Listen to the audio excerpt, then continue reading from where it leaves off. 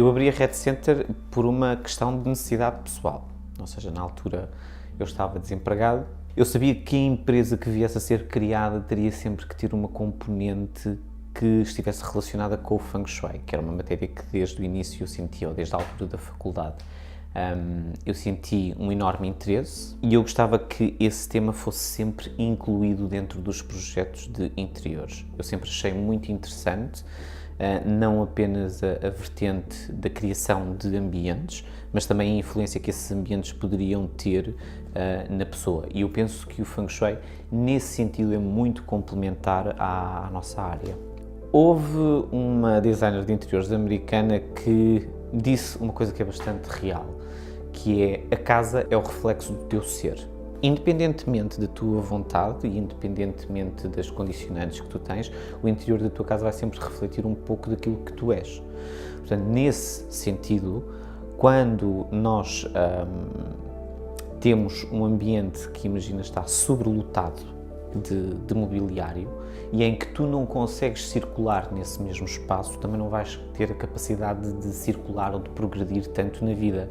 Isto, em termos de Feng Shui, pode-se repercutir no sentido de um ambiente que está demasiado yang, porque está sobrelotado, vai acabar por te deixar demasiado yin e fazer com que tu não tenhas a capacidade de te movimentar na vida. Normal que, quando nós fazemos o projeto de interiores, nesse sentido, o layout acaba por ser a base daquilo que será depois o projeto de decoração e daquilo que será efetivamente a base da análise de Feng Shui. Porque quando nós estamos a fazer uma análise de Feng Shui, o que é que nós estamos a analisar? Nós estamos a analisar a forma como tu te moves dentro de casa, ok? Portanto, se tu tiveres espaço para poder circular à vontade e em que esse fluxo seja contínuo, as coisas na vida têm tendência para se tornarem muito mais suaves. Por oposição, se tu, por exemplo, tiveres um espaço que seja minimalista, ou em que tu entres e que os teus passos, ao fim e ao cabo, ecoem no espaço, isso significa que, de alguma forma, a energia aí vai ter sempre tendência para acelerar, e isso nós consideramos como sendo um espaço mais yin e vai-te deixar a ti mais yang. Isto está um bocadinho baseado na ação-reação. O que tu fazes vai originar uma determinada coisa, e assim sucessivamente. Portanto, uma análise de Feng Shui e um projeto de decoração, neste sentido, ou na forma como nós desenvolvemos, acaba por ser quase que uma questão bilateral. É a forma como o espaço te influencia e a forma como tu influencias o espaço. Quando nós estamos a analisar em termos de restaurantes ou em termos de espaços comerciais, acaba por nós querermos estar a analisar a maneira como as pessoas fluem nesse espaço, a maneira como as pessoas se movem nesse espaço. Sendo que quando nós tratamos de espaços comerciais, a análise muda um bocadinho de rumo. Okay? Porque não é apenas o cliente que é importante, o circuito que o cliente faz que é importante, é a localização da pessoa que vai estar a receber o dinheiro. Existe todo um conjunto de situações em que, quando tu estudas fluxo, acaba por ser completamente diferente. Portanto, a decoração vem como um sentido complementar. O Dagua, basicamente, é a aplicação dos hexagramas na análise de Feng Shui. Nós normalmente temos a tendência para associar os hexagramas ao I Ching, mas o I Ching é um oráculo. Aquilo que o Dagua vai fazer é quase como que uma acupuntura da casa. É completamente diferente eu saber que tenho que fazer, imagina, uma harmonização neste quarto e saber que a harmonização neste quarto tem que ser feita naquele preciso local. Portanto, o Dagua acaba por ser uma extensão a um refinamento de uma análise de base de Feng Shui que é feita. Portanto, nós conseguimos atribuir força às coisas que estamos, ou às escuras, entre aspas, que estamos a fazer, através da utilização do Dagua, onde está inerente também uma simbologia por trás. Nós normalmente, ou eu pelo menos, quando faço a análise de Feng Shui, em que utilizo precisamente a vertente de Dagua, porque é um nível acima.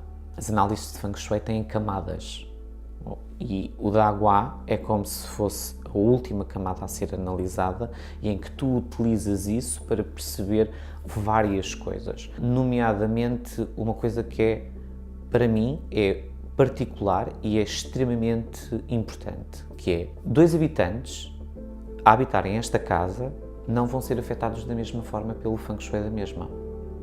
Existem coisas que poderão estar a afetar a casa na sua generalidade, podem haver elementos externos que estejam a afetar-me a mim e não estar a afetar a outra pessoa, ou outra pessoa estar a ser afetada e eu não estar a ser afetado, e automaticamente toda essa relação, toda essa dinâmica vai fazer com que a análise mude completamente de figura.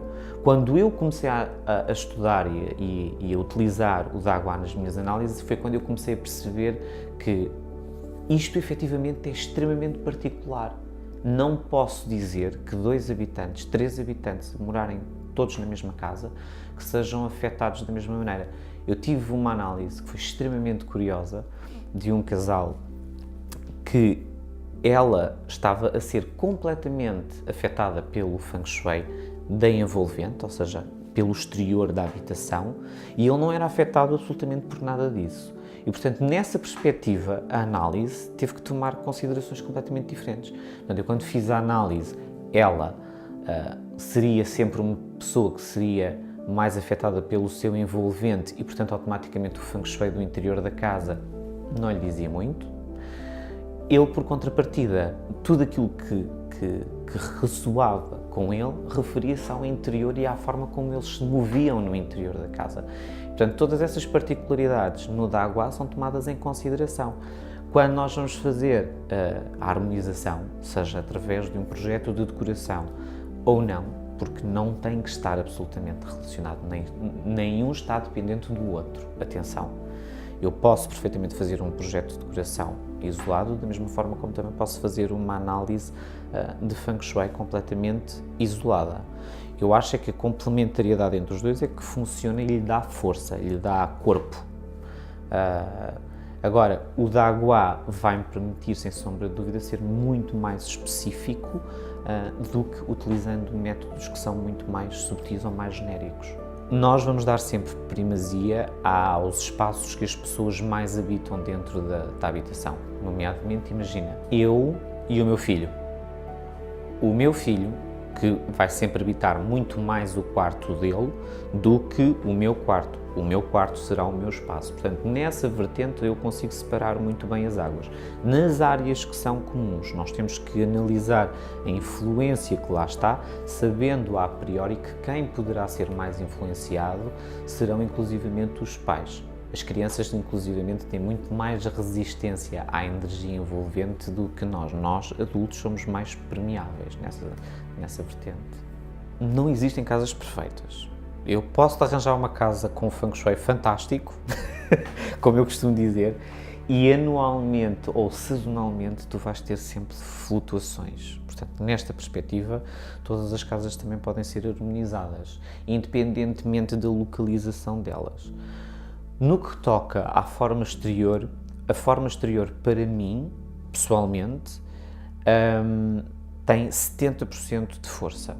Portanto, se a tua envolvente não for boa, tu terás sempre maior apetência para que as coisas de alguma forma não fluam tão bem ou tão como esperado. Daí que o Dagua depois acaba por ser interessante, porque pode-me dar indicações se efetivamente tu estás ou não a ser influenciado por essa forma exterior. Porque se não estiveres a ser influenciado, top, podes permanecer naquela casa. Se estás a ser influenciado por essa forma exterior, então aí sim eu tenho que pensar formas de como te poderei proteger, seja da influência dessa forma exterior, ou então, em última instância, que é muito raro isso acontecer, aconselhar a uma pessoa mudar de casa, ok? Porque não só pela sua influência, por uma questão que não é prática, não é? Como podem haver pessoas que não estão receptivas a essa situação. E eu sou muito prático na forma como faço as minhas análises. Portanto, e como rejo, basicamente, todo o trabalho que faço. Portanto, eu sou sempre apologista de que pode existir uma solução para que nós consigamos, pelo menos, diminuir ou reduzir a influência. Normalmente, um espaço tem sempre as 5 transformações lá dentro. É impossível eu dizer assim, olha, você precisa mais de água, portanto, automaticamente tudo aquilo aqui em casa vai ter que ser azul. Ninguém em casa consegue ter tudo de uma única transformação. Portanto, o ideal é, quando nós fazemos o projeto de decoração, a partir de alguns elementos, porque independentemente da transformação que nós vamos necessitar de colocar, eu vou poder utilizar outros elementos. A mim interessa-me é que, na sua globalidade, aquele ambiente, quando eu entro, me vá transparecer uma determinada transformação, que é aquela que eu quero dar ao espaço. Portanto, eu vou poder continuar a utilizar a cor que a pessoa gosta. Portanto, isso da cor, basicamente, para mim, é um mito. Eu, normalmente, quando identifico uma transformação que a pessoa necessita de colocar dentro de um determinado espaço, eu tenho sempre que tomar em consideração a transformação dessa própria pessoa. E a transformação dessa própria pessoa, para mim, é dada pela astrologia. Todos nós temos um fluxo que queremos seguir, ou que devemos seguir, porque é o nosso fluxo natural.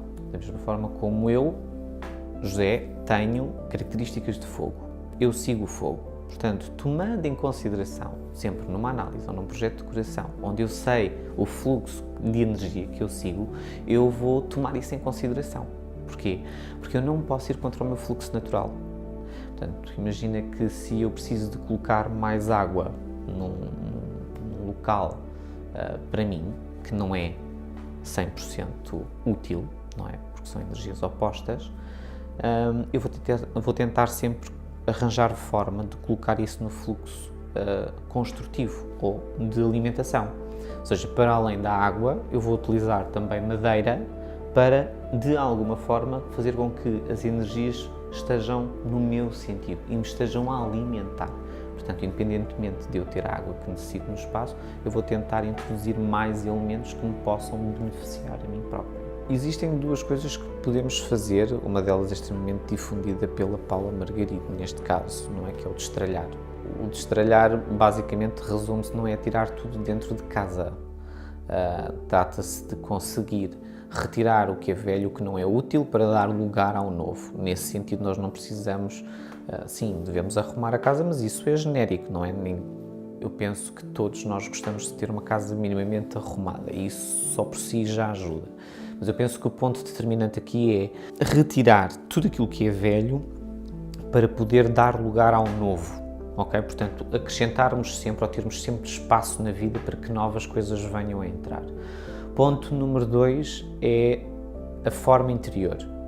A forma como tu te posicionas no espaço é determinante para a tua sensação de segurança. Isto é inclusivamente muito estudado pela psicologia ambiental.